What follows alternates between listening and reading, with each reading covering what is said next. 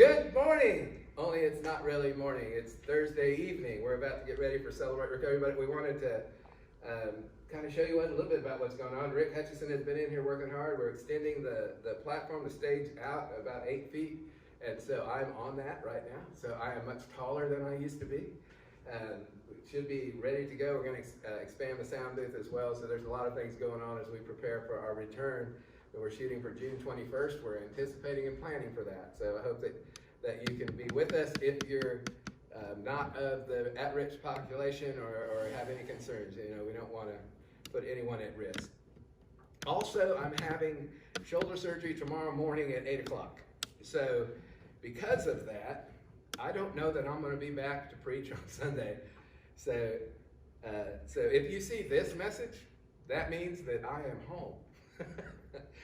Probably in bed yelling or something, but I have a message that I did really want to bring, and so I want, it's a Memorial Day weekend, and that has great meaning for me and I think for us as a people. Tomorrow, Monday, is Memorial Day, and I suppose for most folks, Memorial Day has become simply a time to kick off the summer season, especially in this season of COVID, and finally being able to get outside, go have barbecues, get out in a park and just have some kind of outdoor activity, maintaining social distance and doing all those things. And that's been good for business, good for recreational enterprises and all kinds of things. It's better for workplaces to not shut down in the middle of the week. And so it's been a good thing, but I think a repercussion of that is that it's really easy to forget what Memorial Day is about. And the reason that Memorial Day became a holiday in the first place. And so I wanted to talk a little bit about that and about how that connects to us as Christians. Our national observance of Memorial Day dates back all the way to 1868. General John Logan was the commander-in-chief of the Grand Army of the Republic, the Union Army, and he named May 30th as a special day to honor the graves of Union soldiers. General Logan's order was that the day was designated for the purpose of strewing with flowers or otherwise decorating the graves of comrades who died in defense of their country during the late rebellion. Hence, it was also called Decoration Day. There's some disagreement about the original place that this happened, but the consensus now is, and was laid forth by President Lyndon Johnson in 1966, that the official birthplace be Waterloo, New York. It was declared a national holiday in '71. Monday was the official, instead of May 30th, it became the last Monday in May in 1968. So the observance of this day started as a remembrance of those who died in the war between the states. But I think that remembering is really, really important. And I think it's also up to us to teach the next generation the meaning of the day. To learn the history, to learn the sacrifices that have been made for the freedoms that we all enjoy. You'll probably hear several times, freedom is not free. Too often we take for granted what we have in this great nation. And the future of any nation demands that its citizens have a sense of the history of that nation and their place in it. In my own case, it's part of my own family heritage that many served in the armed forces. My dad served at the latter stages of World War II. He was never in combat in World War II. He served in Korea after the war. Both my uncles served in World War II. One, Uncle Donald, served in the Battle of the Bulge in France. Another, Uncle Bob, was a full-bird colonel when he retired from the military. He lived in Virginia. Had another cousin who was wounded. His last name was Doolittle. I never met him. He was wounded in the Battle of Midway. The family story is, what I was told, is that he was actually injured so badly that they had put him in a pile with those that had passed away, that had died, until they heard him moan, and then brought him out of that. But I never knew him. So perhaps the importance of fighting for freedom in my family heritage makes this day more important to me personally. But the reality is that every citizen in the United States, all of us, share the same heritage, for there are over 655,000 men and women who have died in battle. Over 538,000 who have died from other causes while in military service. Over 1.4 million who have been wounded or injured while serving. It's a high price paid in gaining and preserving the freedoms that we have. It's a high price. Some of that is liberating other nations.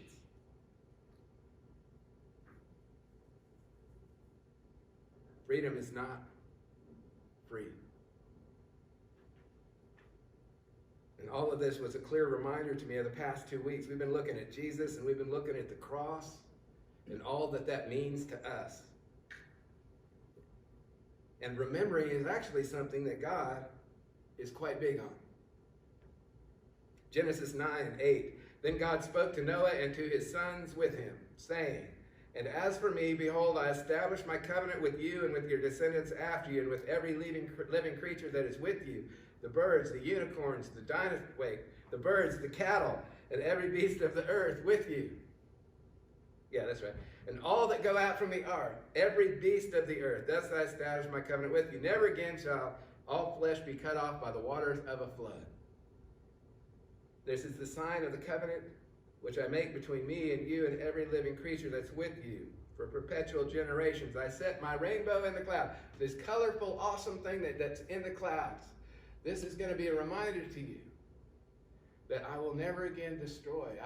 Want you to remember that I love my creation and I'm not going to destroy it. I want it to flourish and thrive. And so a rainbow is in the sky as a way for us to remember. And God said to Noah, "This is the sign of the covenant which I have established between me and all flesh that's on the earth." In Exodus chapter 12 and 13, the Lord brings about his last plague upon Egypt, which resulted in the Pharaoh finally releasing the children of Israel from their enslavement. The firstborn would be killed unless the blood of a lamb, an unblemished lamb, was spread on the doorpost and the lintel, in which case the angel of death would then pass over that house. The Lord established Pesach, the feast of Passover, as a yearly reminder of that event and the freedom that resulted from it. It was to remember freedom. Joshua 3 recorded a miraculous crossing of the Jordan River on dry ground. God directed they had the Ark of the Covenant. Levites are carrying it. They're going into the river. And as soon as the Levites, the priestly group, as soon as their feet touched the river, the water stopped flowing. The riverbed became dry. A man from each tribe then collected a large stone. And they carried it to the bank. And they stacked them on the opposite side of the Jordan as a memorial, as a way to remember what God had done. So that when future generations of children would ask about those stacked stones, "Hey, what are those stones doing over there?" "Well, let me tell you the story about us coming to the Jordan River and we couldn't get across it, but the Levites' feet touched the water and it split and we walked across on dry land." Because we're going to remember what God has done. God likes us to remember. In Esther, the book of Esther records the plot of Haman, a high official of King Ahasuerus' court, and he was trying to annihilate the Jews living in Persia. The plot was reversed by the efforts of Queen Esther, and the Feast of Purim, which is still celebrated, was established. Why? To remember the story. Graves were a common sign and place of remembrance in ancient Israel. They still are. In many, if not most societies. This is Abraham established the cave of Machpelah. This is the gravesite of Abraham and his family. And it became a place of memorial for him and his descendants. Jacob was too far away from the family burial plot when Rachel died, so he set up a pillar over her grave to mark it and cause her to be remembered. Memorials were not just prompted by particular days or sites, but also in what was written. King David in Psalm 38 and 70, for the purpose of being a memorial, he wrote them for a memorial of what God had done. And by the way, it's not just then. We do it today. We have particular days of remembrance, like Memorial Day. Particular sites of remembrance, like cemeteries and battlefields and museums. I love going and visiting those places. There are particular objects, such as monuments and historical signs, songs, ballads, books, poetry about all these things that should be remembered. In the New Testament, we find that a central ceremony of worship is done as a memorial.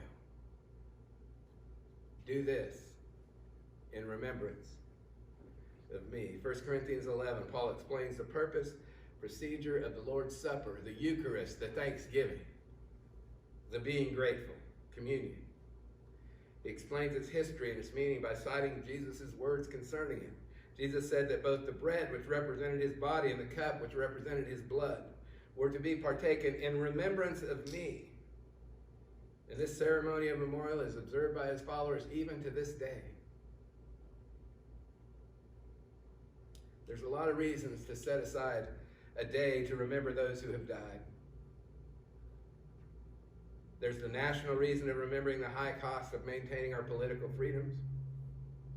This both honors those who have made the ultimate sacrifice, helps encourage people in the present to be diligent to maintain those freedoms. Freedom is not free. And that in and of itself is enough reason to have a National Memorial Day. And even more so for those that actually fought for such great reasons. And while American patriotism is a hallmark of Memorial Day, there's another side to this that should be acknowledged. It's something of really high nobility to see. Many of those who died in wars our nation has fought died on foreign soil, seeking to provide protection and freedom for other nations, for foreign peoples. I like history. I've read a lot of military history.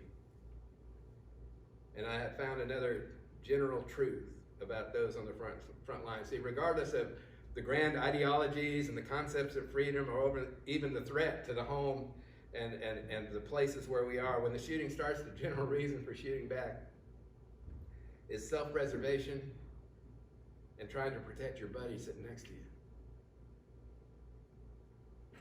And Jesus himself commended this type of sacrifice in John 15. This is my commandment, that you love one another just as I have loved you. Greater love has no man, no one, than that one lay down his life for his friends. The stories of those who have died in demonstrating that kind of love abound. Those who volunteer for dangerous assignments or take up the most dangerous position to give the rest of their unit a better chance. Those who shielded others with their own bodies as bullets and bombs flew and went off. Those who charged an enemy position to try to protect their friends by eliminating the enemy or drawing fire away from their buddies. Those who demonstrated a greater concern for those who they love than for themselves. There may even be those that see this who are alive today only because someone else took the hit for you. They paid the price. And it's that reason that the vast majority of those who have done some heroic deed tend to downplay, saying it was just doing my duty. They would do the same for me.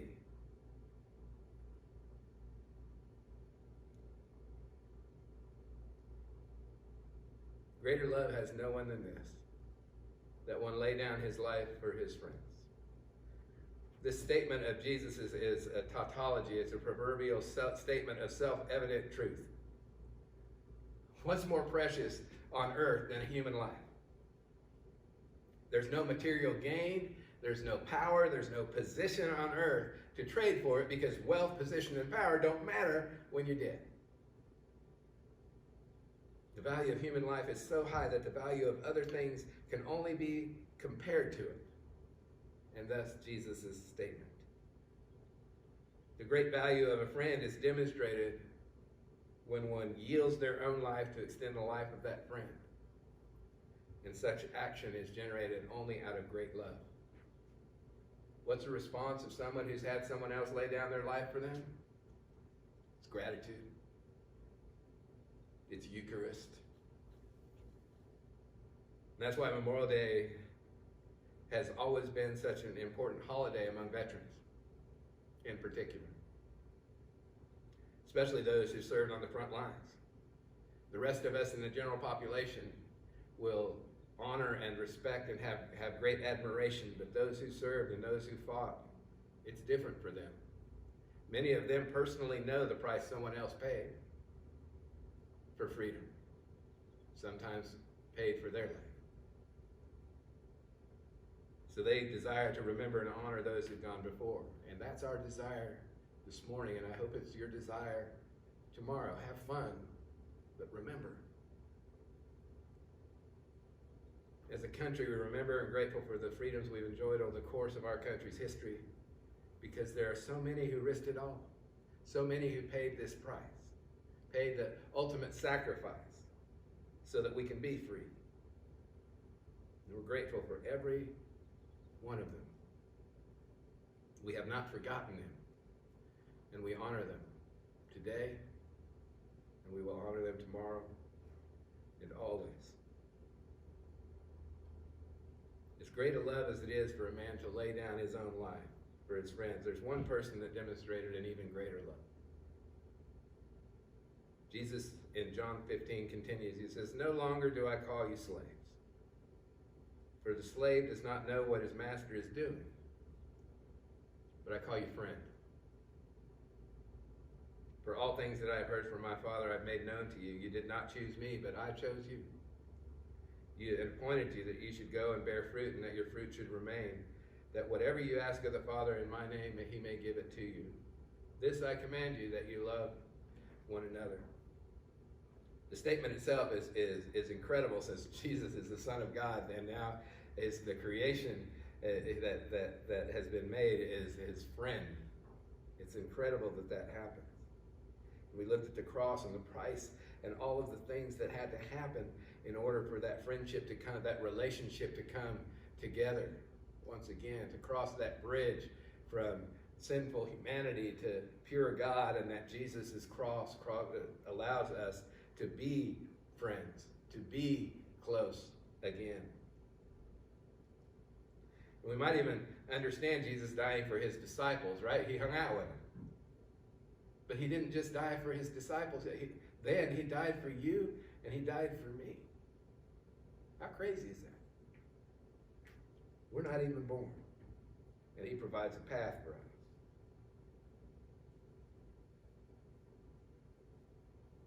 In Romans 5, Paul said, "For one will hardly die for a righteous man, though perhaps for the good man someone would dare to even to die.